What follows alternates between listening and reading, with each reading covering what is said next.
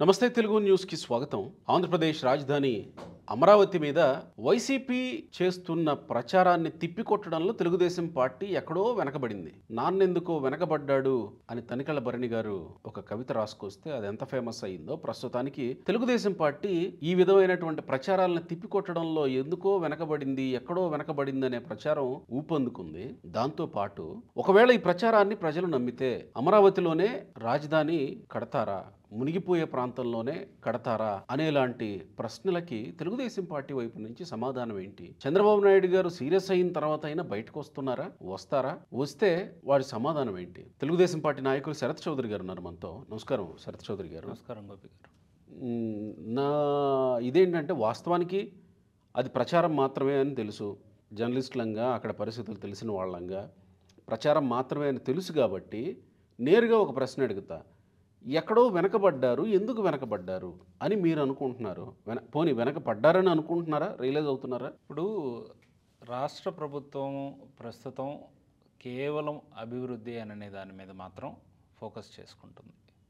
ఇక్కడ ఇదివరకు 2019 వరకు, ఎప్పుడైతే 2014 నుంచి 19 వరకు చంద్రబాబు నాయుడు గారు ముఖ్యమంత్రిగా ఉన్నారో అప్పుడు కూడా ఇలాంటి నీచమైన సంస్కృతి వైసీపీ ఉంది. పింక్ డైమండ్ అని చెప్పి, లేదు అని అంటే అక్కడ రాజధాని కింద అది పనికిరాదు అని. అవునుగా, ఇలాంటివన్నీ అప్పుడు మీరు కోల్పోయారుగా. చివరికి ఆ ప్రచారాల ద్వారా మీరు ఓడిపోయారుగా, మూల్యం చెల్లించుకున్నారుగా, తిప్పికొట్టలేని ఫలితం అనుభవించారుగా. కాకపోతే అప్పటికి ఇప్పటికి డిఫరెన్స్ ఏంటనేది నేను చెప్తాను. ఏంటి? 2014 నుంచి 19 దాకా ఉంది చంద్రబాబు నాయుడు గారు. ఇప్పుడు ఆయన కొడుకు వచ్చాడు. ఇలాంటి వాటిని అస్సలు స్పేర్ చేసే తత్వం లోకేష్ బాబు గారి దగ్గర అస్సలు లేదు, 0.1% కూడా. అందుకే ఈరోజు 2014 నుంచి 19 వరకు ఆయన మంత్రి కూడా ఉన్నారు సార్. మంత్రిగా ఉన్నారు. కానీ అప్పుడు వీళ్ళు ఏ విధంగా కుటిలంగా రాజకీయాలు చేసి లబ్ధి పొందారు అనేది తెలిసిన తర్వాత ఇప్పుడు ప్రతిదీ కూడా తిప్పిపెట్టే ప్రయత్నంలోనే. ఇప్పుడు ఎవరైతే గత 2 రోజులుగా పోలవరం గురించి తప్పుడు ప్రచారాలు చేస్తున్నారో, కాఫర్ డ్యామ్ కుంగిందని చెప్పి ఒక 7 మీటర్లో ఏదో కుంగిందని చెప్పి రాశారు. దాని తర్వాత అమరావతి మొత్తం వరదలతోటి ముంచెత్తింది, ఐకానిక్ టవర్స్ మునిగిపోయినాయి అని అన్నట్లుగా రాశారు. వీటన్నిటికీ లీగల్గా ఈరోజు మార్నింగ్ కేసు ఫైల్ చేయడం జరిగింది. ఎక్కడా కూడా స్పేర్ చేసే సిచ్యువేషన్లో ప్రభుత్వం లేదు. మా అభివృద్ధి పనులు మేము చేసుకుంటూనే ఎవరైనా సరే రాష్ట్ర అభివృద్ధికి కావచ్చు, రాష్ట్ర ప్రతిష్టకు కావచ్చు భంగం కలిగిస్తారో వారి మీద చట్టపరమైన చర్యలు తీసుకోవడానికి ఇమీడియట్గా సందిగ్ధం అవుతున్న ప్రస్తుతం ఉన్న కూటమి ప్రభుత్వం. సో ఇక్కడ వైఎస్ఆర్సీపీ వాళ్ళు కూడా తెలుసుకోవాల్సింది ఏంటి అని అంటే, ఏదో పిచ్చి రాతలు రాసుకొని మీ దగ్గర ఏదో సచ్చు పుచ్చు ఐడియాలు ఎవడో ఇచ్చేవాడు ఒకడు ఉన్నాడు కదా అని చెప్పేసి వాళ్ళ మాటలతోటి మీ ఏజెన్సీలు ఒక మాట చెప్పారు అని చెప్పేసి 2014 నుంచి 19 వరకు ఏదైతే చేశారో అలానే ఇప్పుడు రాష్ట్ర ప్రతిష్ట కానీ ఏదన్నా దెబ్బతీయడానికి ట్రై చేస్తే మాత్రం పార్టీ కావచ్చు, పార్టీ అనుబంధ సంస్థలైన మీడియా ఛానళ్ళు కావచ్చు, అన్నీ కూడా మూల్యం చెల్లించుకోవాల్సిన పరిస్థితి వస్తుంది. అంటే ఇప్పుడు కూడా ఎవరో ఐడియాలజీ ప్రకారం ఎవరో వెనక నుంచి స్ట్రాటజీ నడిపిస్తుంటే ఇలాంటి ప్రచారాలు చేస్తున్నారని అంటారా? అంతే కదా. ఇప్పుడు జగన్మోహన్ రెడ్డికి కావాల్సింది ఏంటి అని అంటే ఒక పాలెగాళ్ళ రాజ్యం. ఎక్కడా కూడా యువతకి ఎక్కువగా ఐడియాలజీ పెంచుకోకూడదు, వాళ్ళకి ఎక్కువ నాలెడ్జ్ ఉండకూడదు. వాళ్ళు ఎప్పుడూ కూడా చిన్న సన్నకారు రైతుల్లాగా లేక మిగిలిన వాళ్ళలాగా చిన్న చిన్న ఉద్యోగాలు మాత్రమే చేసుకుంటూ లేదా చిన్న చిన్న వ్యాపారాలు మాత్రమే చేసుకుంటూ అణిగి జగన్మోహన్ రెడ్డి చెప్పు చేతుల్లో ఉండాలి అని అనుకునే మనస్తత్వం ఉన్న నాయకుడు జగన్. అలాంటి పరిస్థితుల్లో కూటమి ప్రభుత్వం మనం ఏం చేస్తున్నాము అని అంటే, రాష్ట్రంలో ఉన్న యువతకి చైతన్యం తీసుకొచ్చి వాళ్ళందరూ మంచి పొజిషన్స్లో ఉండాలి, డేటా సెంటర్స్లో కావచ్చు, ఇంకా పెద్ద పెద్ద ఐటీ కంపెనీస్లో కానీ పనిచేస్తూ వాళ్ళు వాళ్ళ కాళ్ళ మీద నిలబడటమే కాకుండా ఇంకొక నలుగురిని ఆసరాగా ఉండేటట్లుగా కూటమి ప్రభుత్వం ఏదైతే ప్రయత్నం చేస్తుందో దీంట్లో భాగంగా రాజధాని డెవలప్ అయ్యింది అని అంటే, యువతకి ఉపాధి వచ్చింది అని అంటే తర్వాత ఇప్పుడున్న కూటమి ప్రభుత్వాన్ని తట్టుకోవటం కష్టం అని చెప్పి ఇలాంటి ప్రచారాలు మొదలుపెట్టడం జగన్మోహన్ రెడ్డి అంటే చేస్తున్నారు. మీరు పాలెగాళ్ళు ఇలా ఉండాలని కోరుకుంటాడు, అందుకే ఇలా చేస్తున్నాడని అంటారు కదా. అవును. యువతకి చైతన్యం లేకుండా చేయాలని అనుకుంటున్నారు అని అన్నారు కదా. అవును. మరి ఒకవేళ వాళ్ళు అట్లా అనుకుంటే చైతన్యం కలిగి రాజకీయ పరిణతి కలిగి రాజకీయంగా యుక్తితోనే కదా ఇలాంటి ప్రచారాలు చేయడం. అప్పుడు మీకంటే వాళ్ళు ముందున్నట్టే కదా, మీకంటే వాళ్ళు చైతన్యంగా ఉన్నట్టే కదా ఈ ఖచ్చితంగా విషయంలో. కొంతమంది ఇప్పుడు ఒక సెట్ ఆఫ్ క్యాడర్ ఎవరైతే ఇప్పుడు 40% ఓటు బ్యాంకు వైఎస్ఆర్సీపీకి ఉంది. ఉమ్, అందులో ఉన్న యువత కొంతమంది గత 5 సంవత్సరాల్లో ఏ విధంగా బానిసత్వానికి లోనయ్యారు, అది తాగుడా, గంజాయా, లేక జగన్మోహన్ రెడ్డి వీరాభిమానులుగానా అనేది పక్కన పెడితే కొంతమంది కరుడుగట్టిన వాళ్ళు అయితే ఉన్నారు ఆ పార్టీలో. వాళ్ళు ఈ విష ప్రచారాన్ని అదే పనిగా సోషల్ మీడియాలో విస్తృతంగా ప్రచారం చేయటం ద్వారా అదే నేను అంటున్నా, డెఫినెట్గా ఒక పార్టీకి కరుడు కట్టిన వాళ్ళు ఉంటారండి, అది ఏ పార్టీ అయినా. అవును. వాళ్ళు చేస్తారు ప్రచారాలు. చేస్తారు. మీరెందుకు వెనకబడ్డారు అని అంటున్నాను నేను. మేము ఒకవేళ అది నిజం కాకపోయి ఉంటే మీరెందుకు దాన్ని సమర్థించుకోవడంలో లేదా తిప్పికొట్టడంలో వెనకబడ్డారు? ప్రభుత్వ పరంగా ప్రభుత్వం చేయాల్సినవన్నీ చేస్తుంది. చేస్తూ కూడా ఎక్కడ ఇప్పుడు ఇక్కడ జరుగుతుంది ఏంటంటే సూపర్ 6 హామీలన్నీ మేము గత నెల రోజుల నుంచి చూసుకుంటే మెజారిటీ హామీలన్నీ నెరవేర్చడం జరిగింది. ఈ హామీల్ని నెరవేర్చినప్పుడు జగన్మోహన్ రెడ్డి గుక్కపెట్టి ఆడవటం మొదలుపెట్టాడు.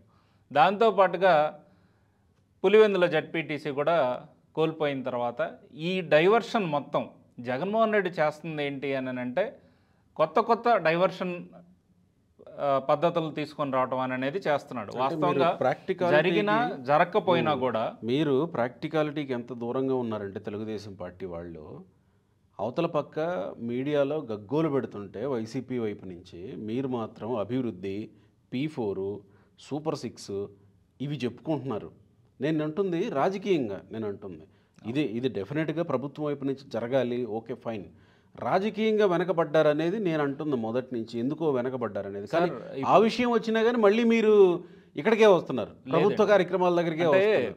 చంద్రబాబు నాయుడు గారు కానీ లోకేష్ గారు కానీ వాళ్ళ పరిస్థితి ఎట్లా ఉంటుంది అని అంటే ఎలక్షన్స్ అప్పుడు మాత్రమే రాజకీయం చేసే వ్యక్తిత్వం వాళ్ళది. మిగిలినప్పుడు సంక్షేమం, రాష్ట్రాభివృద్ధి మాత్రమే ఫోకస్ చేసే నాయకులు చంద్రబాబు నాయుడు గారు, లోకేష్ గారు. ఈ విధంగా నిన్న కూడా చూసుకుంటే ఆగస్టు 15 రోజు జరిగిన సంక్షేమ కార్యక్రమాలన్నింటినీ తీసుకొని నిన్న ఒక్కరోజు ఢిల్లీ పర్యటనలో ఆల్మోస్ట్ 7-8 మంది సెంట్రల్ మినిస్టర్స్ని కలిసి రాష్ట్రానికి మనకు ఏమేం కావాలి, రోడ్ల పరంగా నితిన్ గడ్కరీ గారిని ఏ విధంగా రిక్వెస్ట్ చేయటం కానీ, ఫండ్స్ ఇంకొద్దిగా ఏమన్నా అలొకేషన్ చేయడానికి నిర్మలా సీతారామన్ గారిని, పెట్రోలియం మంత్రిని, దాంతోపాటుగా పెట్రోలియం మంత్రిని, లేదు అని అంటే ఇక్కడ ఏదైనా స్కిల్డ్ యూనివర్సిటీస్ డెవలప్ చేయడానికి జయశంకర్ గారిని కలవటం కానీ, వీటన్నిటినీ మనం ఏంటంటే ఏ విధంగా మేము ఇచ్చిన హామీలు 20 లక్షలు ఉపాధి యువగలం ద్వారా ఇవ్వాలి అని అనుకుంటున్నాం. వీటన్నిటినీ చేస్తూనే జగన్మోహన్ రెడ్డి చేసే వికృత చేష్టలకి, వాళ్ళు చేసే తప్పుడు ప్రచారాలకి ఖచ్చితంగా అడ్డుకట్ట వేయడానికి మేము కూడా పలు మాధ్యమాల ద్వారా ఇక్కడ ఏం జరుగుతుంది అనేది అమరావతిలో క్లియర్గా చూపించగలుగుతున్నాం. అంతేకాకుండా ఎవరైతే దుష్ప్రచారాలు చేస్తున్నారో వాళ్ళ మీద చట్టపరమైన చర్యలు తీసుకుంటున్నాం. ఇక్కడ అమరావతి విషయానికి వస్తే ఇప్పుడు గత 6 నెలల నుంచి అమరావతి పనుల్లో ఎంత ఊపందుకుందని అనేది మీరు అందరూ చూస్తూ ఉండుంటారు. ఈ 6 నెలల్లోనే జడ్జిల నివాసం కావచ్చు, IAS IPSల క్వార్టర్స్ కావచ్చు, ఎమ్మెల్యేల నివాసాలు కావచ్చు, ఇవన్నీ ఒక ఫైనల్ స్టేజ్కి వచ్చిన సిట్యువేషన్లో పక్కన ఇంకా కొన్ని పునాదులు తీసినప్పుడు ఆటోమేటిక్గా కొంచెం నీళ్ళు అనేవి ఉంటాయి. అది కూడా కాకుండా అక్కడ పైప్ లైన్స్ అనేది వేస్తున్నారు. మంచినీటి పైప్ లైన్స్ కానీ, డ్రైనేజ్ లైన్స్ కానీ ఇవన్నీ వేస్తున్నప్పుడు ఆటోమేటిక్గా ఆ గుంతలు తవ్విన దగ్గర కొంత నీళ్ళు ఉంటాయి. దాన్నే బూచిగా చూపించేసి ఏదో చేయాలి అని అనుకుంటే అది కరెక్ట్ కాదు. ఇంకోటి కూడా నేనేం చెప్పదలుచుకున్నానంటే ఇక్కడ మీ ద్వారా, మీ ఛానల్ ద్వారా, అమరావతి అనేది ఒకసారి క్యాపిటల్ అనేది కంప్లీట్గా కన్స్ట్రక్షన్ అయిపోతే ఢిల్లీ మునిగిపోవచ్చు, ముంబై మునిగిపోవచ్చు, హైదరాబాద్ మునిగిపోవచ్చు, బెంగళూరు మునిగిపోవచ్చు, చెన్నై మునిగిపోవచ్చు. కానీ అమరావతి రాజధాని మునిగే ప్రసక్తే లేదు. ఎందుకు అని అంటే వరల్డ్ బ్యాంక్ వాళ్ళు కూడా రాజధాని అభివృద్ధికి మనకి సంక్షేమం కోసం నిధులు మంజూరు చేసేటప్పుడు ఇది హై క్లాస్ రాజధానిగా ఎక్కడా కూడా వాటర్ స్టాగ్నేట్ అవ్వకుండా ఉండేటట్లుగా ప్రణాళికలు తీసుకోండి అని చెప్పడం జరిగింది. అందులో భాగంగా 6 రిజర్వాయర్లు అమరావతి చుట్టూతా కట్టడం, అంతేకాకుండా కృష్ణా రివర్కి ఎక్కడైతే ఎక్సెస్ వాటర్ ఇంకా ఆ 6 రిజర్వాయర్స్లో స్టోరేజ్ 1 టీఎంసీ ఒక్కొక్క టీఎంసీ ఒక్కొక్క రిజర్వాయర్లో ఉండేటట్లుగా పెట్టి, ఇంకా కూడా ఏదన్నా వరద లేదా ఇంకా ఏదన్నా కొద్దిగా ఎక్సెస్ వాటర్ ఉన్నా కూడా కృష్ణా నది ద్వారా ఎత్తిపోతల ద్వారా మొత్తం సముద్రంలోకి వదిలే ప్రయత్నాలు కూడా జరుగుతున్నాయి.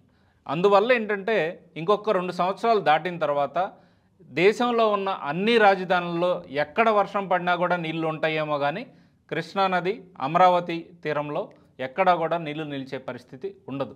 ఈ విషయాన్ని ఇన్ని రోజుల పాటు వారం రోజుల నుంచి వైసీపీ ప్రచారం చేస్తుంటే తెలుగుదేశం పార్టీ వాళ్ళు ఎవరు చెప్పినట్టయితే నేను చూడలే. వారం రోజుల నుంచి అంటే అదేనండి నేను అనేది ఏంటంటే గత వారం రోజుల నుంచి మనం ఏ సిచ్యువేషన్లో ఉన్నాం రాష్ట్రంలో అనేది తెలుసు. 12వ తారీఖు పులివెందుల ఉప ఎన్నికలు కావచ్చు, వాటికి సంబంధించిన రిజల్ట్స్ ఇవన్నీ జరిగినాయి. 12 ఎలక్షన్స్ జరిగినాయి, 14 రిజల్ట్స్ వచ్చినాయి. ఒకరోజు ముందే పులివెందులకి సంబంధించి స్వాతంత్రం వచ్చింది. 15వ తారీఖు స్వాతంత్ర దినోత్సవం రోజు ఎన్ని అభివృద్ధి కార్యక్రమాల్లో చంద్రబాబు నాయుడు గారు పార్టిసిపేట్ చేశారు. ఉచిత బస్సు అనేది అదొక మైల్ రాయి ఇప్పుడున్న పరిస్థితుల్లో ఆంధ్రప్రదేశ్లో. ప్రతి ఒక్కళ్ళు కూడా ఇప్పుడు తల్లికి వందనం వేసినప్పుడు ఏ విధంగా అయితే ప్రతి మహిళ ప్రభుత్వం గురించి మంచిగా మాట్లాడుకున్నారో, ఇప్పుడు ఉచిత బస్సు కూడా వాళ్ళకి అంత ఉపయోగకరంగా ఉంది అని చెప్పి, ఎంతో మంచి పథకం అని చెప్పి వాళ్ళు మాట్లాడుకునే పరిస్థితి ఉంది. జగన్మోహన్ రెడ్డి కనీసం జెండా ఎగరేయడానికి కూడా బయటికి రానివాడు ఇట్లాగా నీళ్లు వచ్చేస్తున్నాయి, అమరావతి మునిగిపోతుంది అని చెప్పి విషప్రచారం చేయటం తప్పితే ఆయన చేసేది ఏం లేదు. ఖచ్చితంగా ఆయన చేసే ప్రతిదానికి కౌంటర్గా ప్రభుత్వం చట్టపరమైన చర్యలు తీసుకుంటుంది. అవసరమైతే రాజద్రోహం కేసు కూడా పెట్టడానికి వెనకాడదు. Right sir, thank you Sharath గారు. సరే, ఏదైనా ప్రస్తుతం అధికారంలో మీరు ఉన్నారు కాబట్టి మీ చేతుల్లోనే ప్రజల్ని నమ్మించడం, ప్రజలకు భరోసా కల్పించడం, మన రాజధాని రూపుదిద్దుకుంటుందా లేదా అనే ఒక ఆందోళన ఇలాంటి ప్రచారాల వల్ల చోటు చేసుకుంటుంది కదా జనాలకి. సార్, వాళ్ళకి భరోసా కల్పించాల్సిన బాధ్యత అయితే మీది. రాజధాని ఎట్టి పరిస్థితుల్లో ఇప్పుడు వరకు అది ఒక ప్రభుత్వం డిసైడ్ చేసిన రాజధాని, కానీ అతి తొందరలో రాజధాని రైతులందరూ కూడా రీసెంట్గా చంద్రబాబు నాయుడు గారిని కలవటం జరిగింది. దీనికి ఒక రాష్ట్రపతి గెజెట్ కూడా తీసుకొచ్చి శాశ్వత రాజధానిగా అందరూ అప్రూవ్ చేసిన రాజధానిగా నిలబెట్టడంలో కూడా మా ప్రభుత్వం కృషి చేస్తుంది. అంతేకాకుండా ఇప్పుడు వీళ్ళు ఏదైతే తప్పుడు ప్రచారాలు చేస్తున్నారో వాటన్నిటినీ కూడా తీవ్రంగా ఖండించడానికి లీగల్గా శిక్షలు ఏమున్నాయో వాటన్నిటికీ ముందుకెళ్ళడానికి కూడా రెడీగా ఉన్నాం. జగన్మోహన్ రెడ్డికి ఫస్ట్ నుంచి కూడా అమరావతి అనే దాని మీద ఒక ద్వేషం ఉంది. దానికోసం ఏంటంటే ఇప్పుడు ఫండ్స్ వస్తున్నాయి వరల్డ్ బ్యాంక్ నుంచి, వీటన్నిటి నుంచి వస్తున్నప్పుడు ఎక్కడ ఫాస్ట్గా బిల్డింగులు అన్నీ కట్టేస్తున్నప్పుడు కొంత డైవర్షన్ పాలిటిక్స్ అనేది ప్లే చేస్తుంటాడు. కానీ ఖచ్చితంగా ఆయన చేస్తున్న దుష్ప్రచారాలు ఏవి పనిచేయవు. ఇంకొక 2 సంవత్సరాల్లో రాజధాని కూడా కంప్లీట్ అవుతుంది. రైట్, చూద్దాం సార్. Thank you.